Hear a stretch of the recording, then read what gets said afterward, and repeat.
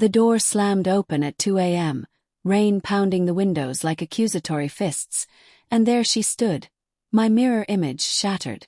Emily, my twin sister, drenched in a coat that clung to her like regret. Her face a canvas of purple blooms and split lips.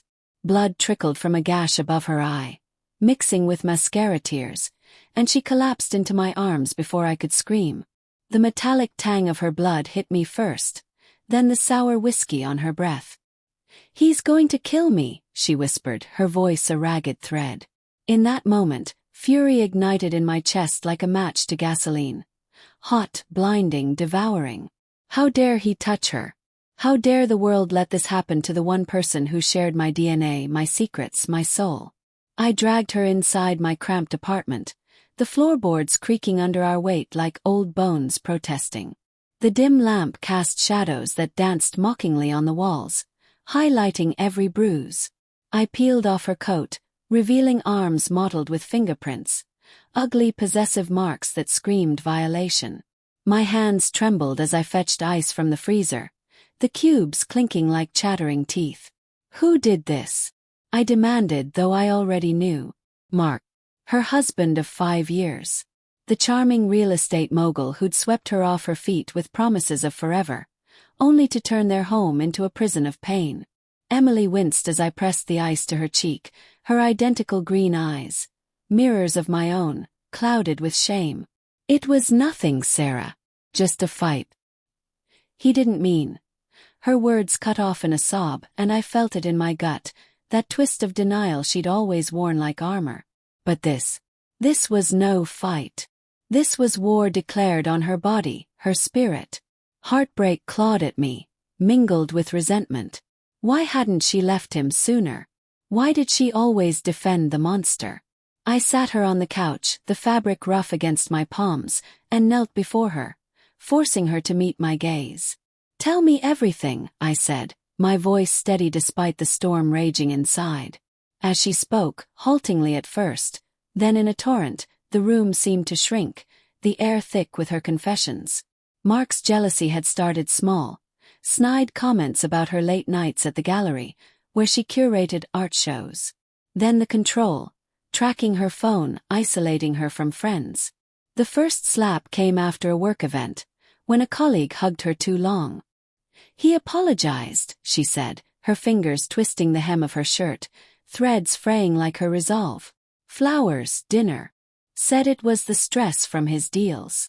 But the apologies faded, replaced by fists and screams. Tonight he'd accused her of cheating, with me of all ironies. Twins he'd sneered, always sharing everything. He'd beaten her until she fled, driving through the storm to my door. Humiliation burned in her eyes, and it echoed in me, a shared wound. We were identical in every way. Same wavy auburn hair, same freckles dusting our noses, same laugh that could light up a room. But life had forked us, her the married one chasing domestic bliss.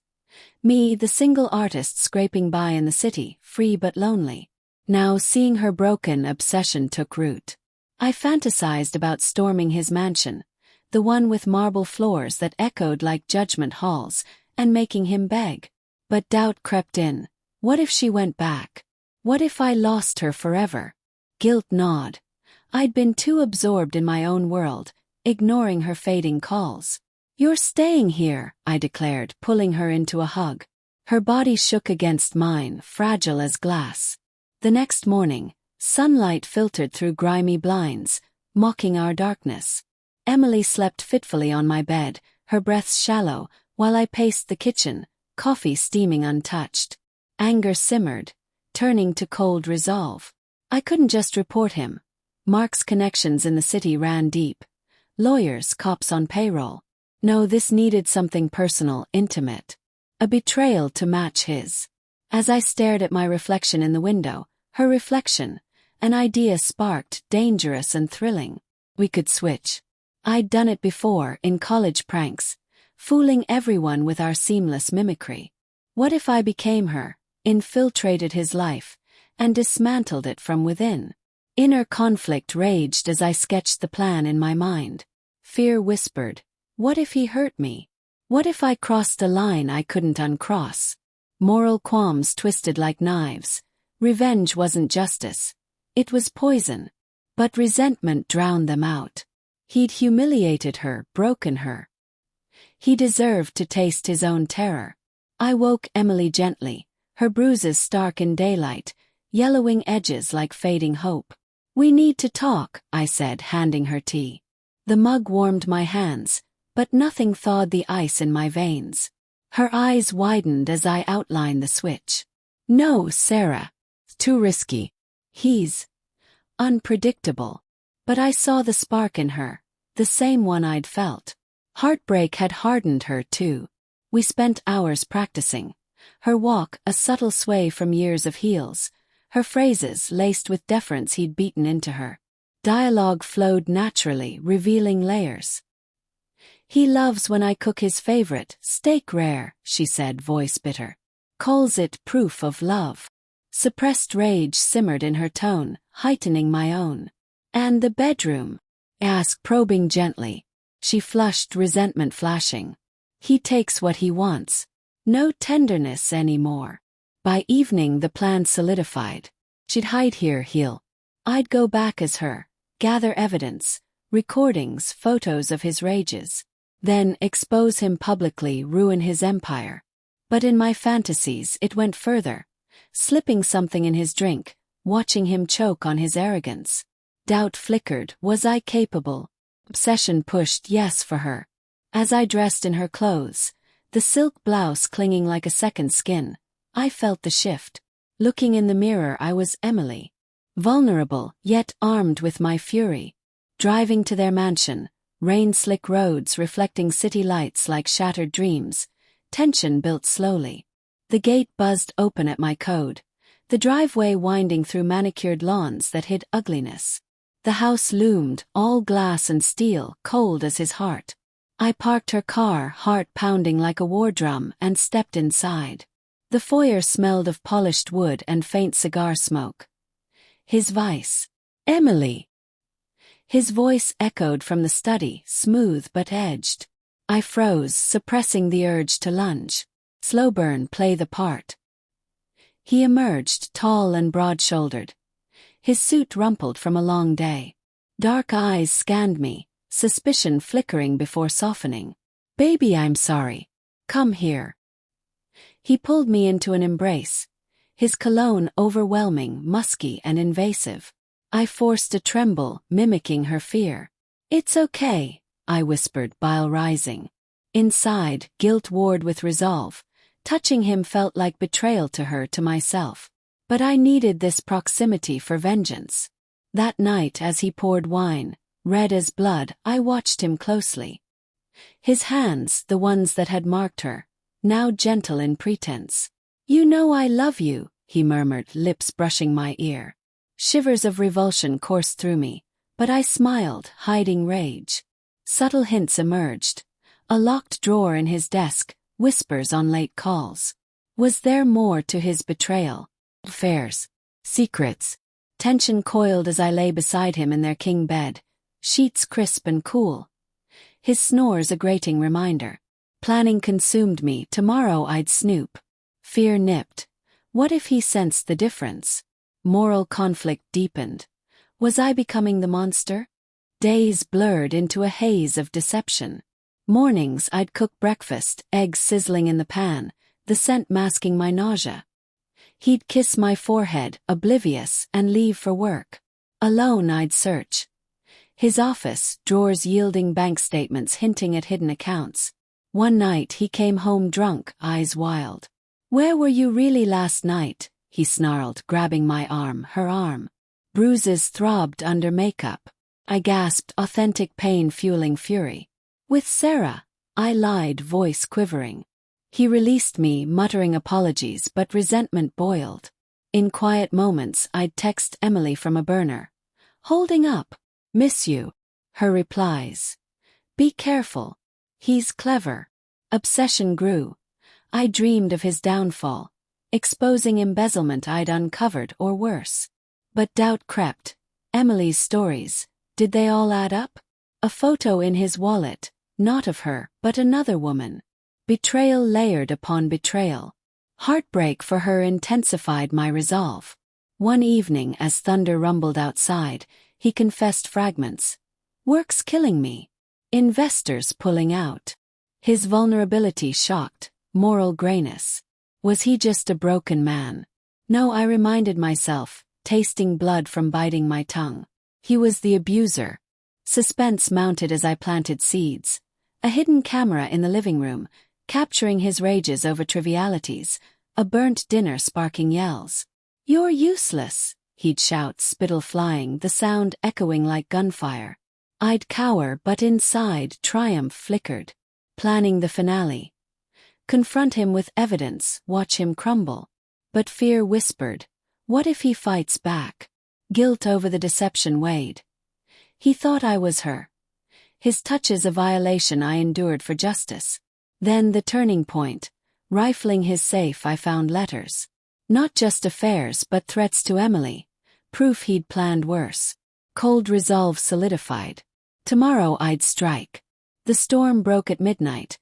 Wind howling like trapped screams, rattling the mansion's windows as if the house itself sensed the impending fracture. I'd slipped a sedative into Mark's scotch earlier. Subtle, tasteless, from a vial Emily had smuggled in her escape bag. Now he slumped in his leather armchair, head lolled back, snores ragged against the thunder. My hands, steady despite the adrenaline surging like electricity, bound his wrists with zip ties from his toolkit. Ironic, the tools of his control now mine. The plastic bit into his skin, a preview of pain. Heart pounding, I stepped back, the room's opulent rugs muffling my footsteps, the air thick with the scent of aged whiskey and impending doom. As he stirred, groggy eyes focusing on me. On Emily's face, confusion twisted into rage. "What the hell?" he growled, tugging at the restraints, muscles bulging under his shirt. The chair creaked in protest, wood straining like my nerves. I circled him slowly, the dim lamp casting elongated shadows that danced like vengeful spirits. "Hello, Mark," I said, her voice laced with ice. But it cracked slightly, betraying the storm inside. Obsession clashing with doubt. Was this justice or madness? Moral conflict roared. Tying him up felt primal, wrong, yet his bruises on her skin justified every second. He blinked, squinting. "Emily. Untie me, you bitch." "This isn't funny." Suppressed rage in his tone heightened the tension, but I held firm, pulling out the phone with recordings. Playing one, his voice slurred and vicious. "I'll make sure you never leave." The audio filled the room, tinny and damning, echoing off bookshelves lined with untouched classics. Facades like him. His face paled, then flushed. "That's edited. Fake. Denial predictable." But I saw the fear flicker, a crack in his armor. Leaning close, I whispered, "You think you know pain? You've humiliated her, broken her body and spirit. Now it's your turn." Raw anger surged, heartbeat thundering in my ears. Fantasies I'd harbored, clawing his face, watching him beg, felt tantalizingly real. But guilt nipped. Emily wouldn't want this violence. Or would she? Her texts had grown urgent. Make him pay. Resentment fueled me. He'd betrayed their vows, turned love to terror. Yet his eyes, wide now, held layers, regret or manipulation. Dialogue escalated as he pleaded. "Baby, listen. Love you." I was stressed. "Therapy will go." His voice cracked, authentic vulnerability piercing my resolve. Inner thoughts swirled. Was he redeemable? No, too many nights she'd cried to me. But doubt seeded. What if my obsession blinded me? I paced, floorboards groaning, rain lashing like accusations. "Love. You call Bruises love?" I spat, voice trembling with heartbreak for her. He shifted tactics, head tilting. "Wait. Your posture. The way you say that." Suspense coiled tighter, he was piecing it. "Sarah." The name hung like a guillotine. Shock jolted me. How? Our mimicry was flawless. But he'd noticed subtleties. My firmer grip, less deference. Panic flared, but I masked it with a laugh. Cold, calculated. Clever, Mark. Yes, it's me. Emily's safe, healing from your love. His face contorted in fury, veins bulging. You switched. You crazy. He lunged, chair tipping, but the ties held. Tension peaked as I revealed more. The embezzlement docs I'd copied, affairs exposed. Your investors will love this, I said, waving printouts, paper crinkling like dry leaves. His motives unraveled. He'd married her for her family's connections, abused her to keep control. Betrayal deepened. Not just physical but calculated. You used her, I accused, voice raw. He snarled, she was weak. Needed guidance.